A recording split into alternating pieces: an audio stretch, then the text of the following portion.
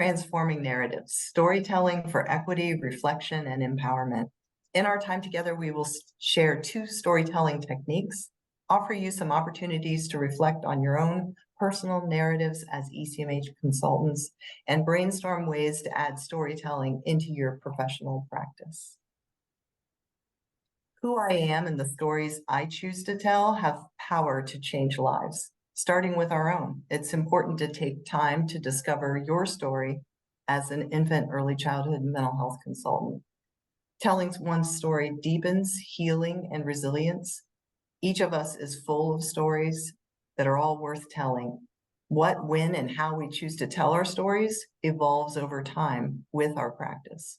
We invite you to experience the empowering process of claiming and telling one's story of culture, race, family, as a reflective and connective practice. Who gets to tell the story? Who decides the theme? Working with infants, children, and families requires all individuals, organizations, systems of care to reflect on our own culture, values, beliefs, and on the impact of racism, classism, sexism, ableism, and other systems of oppression that have had a hold on our lives. We must do this in order to be able to provide diversity-informed, culturally attuned services. Self-awareness and self-reflection leads to better infant early childhood mental health consultation services. Storytelling provides us with an opportunity to playfully explore our thoughts and feelings and the thoughts and feelings of others. Reflective practice and reflective supervision help infant and early childhood mental health consultants develop their personal narratives and consider the untold stories of others. Storytelling can heal our hearts and help create connections. It was winter 2021 in Greene County Educational Service Center. We received a self-referral from a single mom or two requesting assistance in finding a GED program. That referral came to the IECMH team, and that referral was given to me. I was just 1 year on the team, into my first year on the team. So it was given to me to make the call. I was pretty excited about it, really anxious. Yeah.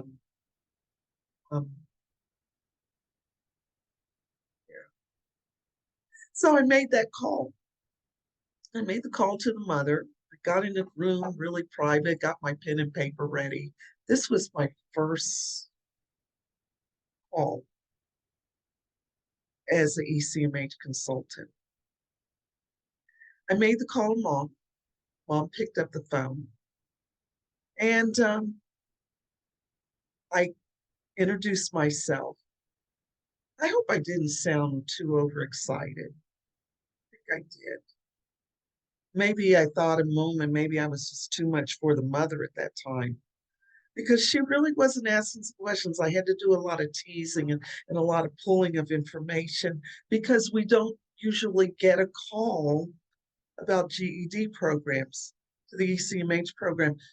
But we knew it was going to be a layered call, so I needed to jump in. I scheduled an appointment with the mom after asking pertinent information and the ages of her children. And we set up a time for me to meet with her, and that time was the next morning. So in preparation for the visit, I got a We Care kit ready. This We Care kit is a bag that our team had designed to pass along to families and to providers with engaging interactive material and resource material for parents, children, and providers. Books, stuffed animals, really neat things. I thought I would bring that with me, because I would come bearing gifts, and which would make Mom more soften things up, and she'll talk more to me, because the phone call didn't go as I had expected. So the next morning, I set out early, and I wait in the parking lot. I'm about 5 minutes early, and I am very familiar with the area, because I used to be a child protective service worker, and the area that she lived in was a low-income project. And again, I used to see a number of clients out there, but not on ideal conditions. But I thought this was an ideal condition. Well, I sat in the car and I waited. And then I just gathered up my things. I got my car keys. I masked up. I got the We Care kit and the forms and a flyer and information to give to her. I don't take my purse inside. I don't take my purse inside. Coach bag stays in the car.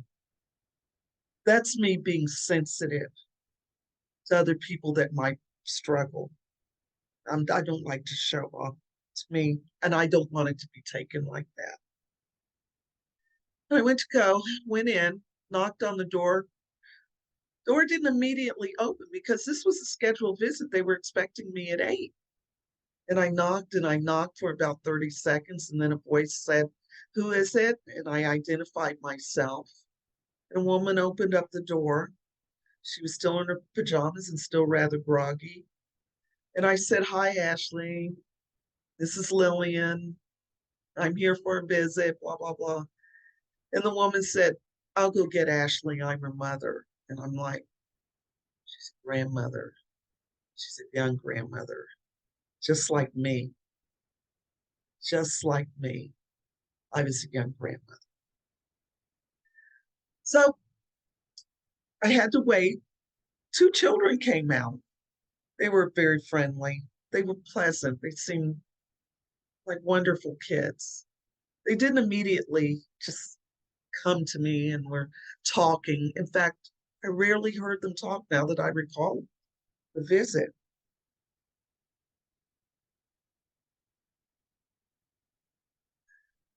I got to talking with the mom. She finally came out, and I had awoken her, and I gave her the option. I said, "Hey, do you want to reschedule at a better time? I know this is early." She said no.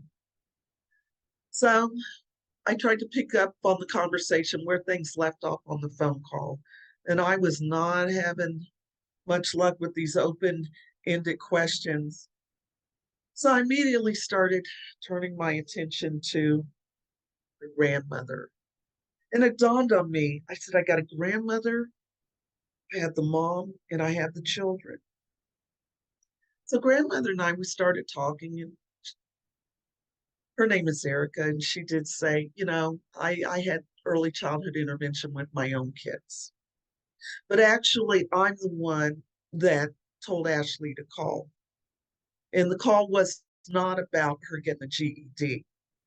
I think she said, I think she got things confused. I wanted her to call to get help paying for daycare because I come here every weekend. I spend half of my week here helping her out and watching the kids while she's at work. I have to take her to work. I have to take the kids to her doctor's appointments. And I am worn out. And we need some help. And she's on her phone all the time. And I don't think she's doing like she should do with her kids. So I'm getting a good picture from the grandmother's perspective what is going on. And I'm also getting another picture. And the other picture was I saw the kids with their grandmother. Neither were sitting with their mother. And I saw the mother on her phone, on her screen. Well, I wanted to make the necessary referrals. I thought there was a couple of things we could do to help the family make their lives a bit easier. And I said, we can make that call to Job and Family Services to ask about daycare assistance. Let's do that.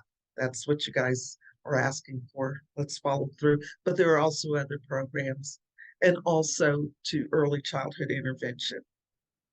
Because the grandmother said, I'm really concerned for these kids because they're not talking.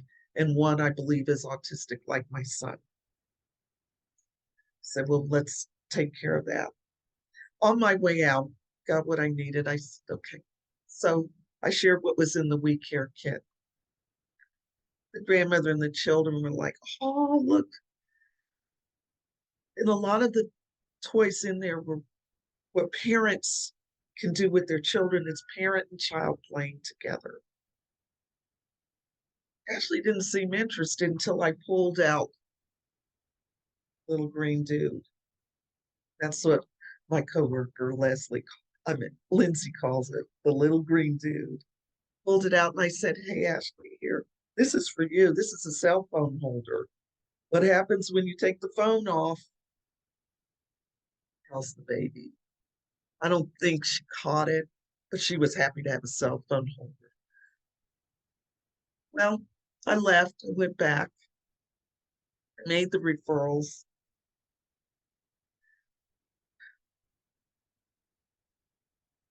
You know, part of being an ECMH consultant is we don't always know what becomes of our families.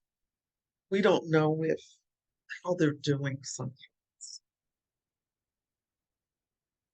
My hope is that they're doing all right, because what I can tell you is the referrals I made one by one, they came back to me needing more information, and I would make a call to Ashley to ask her more information or to have her call.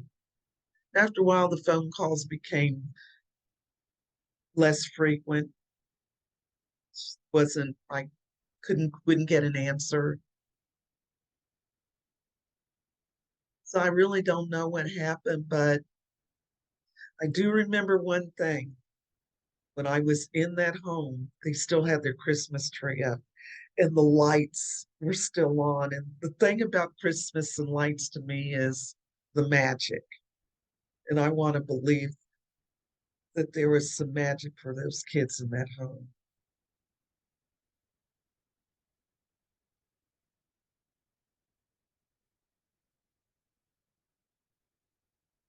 You know, when we talk about storytelling for equity and reflection and empowerment, there's something you could do. What is your story? So we invite you to start creating a story or a poem called, let's say, and you see several phrases up here. But I am, as a way to open the door to your self-exploration and discovery and awareness. I'll give you an example. For me, I am from Yellow Springs, Ohio. I am the great-great-granddaughter of Nancy Sims, a former slave. I am a sister, wife, mother, and grandmother. I'm a childhood survivor of my parents' divorce. I am an Air Force veteran.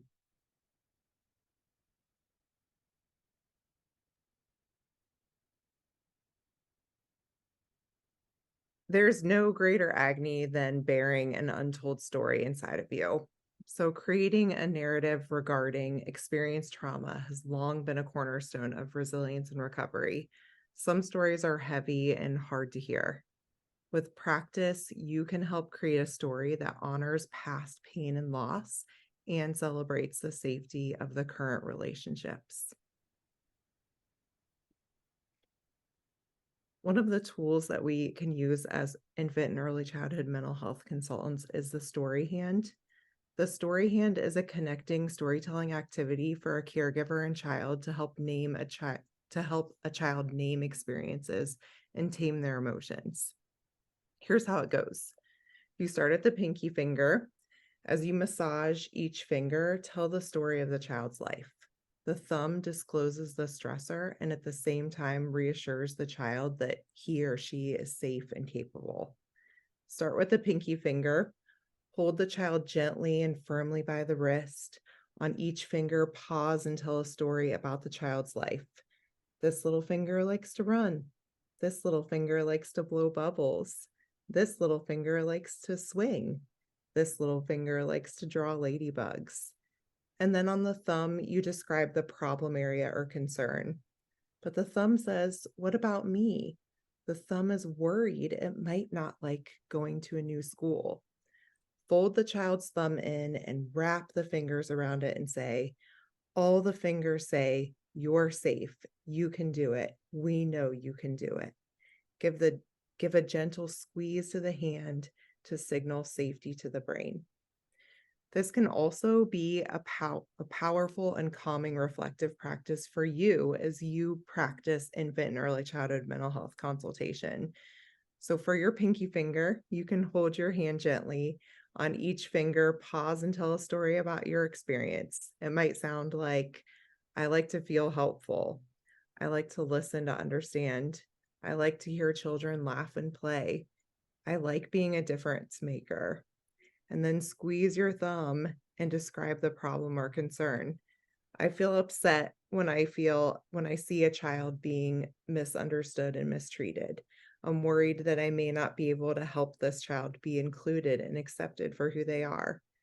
Fold your thumb in and wrap your fingers around it and say, I'm safe. I can do this. Together we can do this.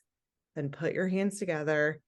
Give your story hand a gentle squeeze to signal that you're safe to your brain, and take a slow, deep breath. Let's reflect together. When do you have opportunities to create, hear, and tell stories that will heal, empower, and inspire? When will you try using the power of storytelling to boost resilience by hearing the stories of others, or cultivating cultural sensitivity, encouraging curiosity, celebrating one's identity? When do you have opportunities to encourage storytelling?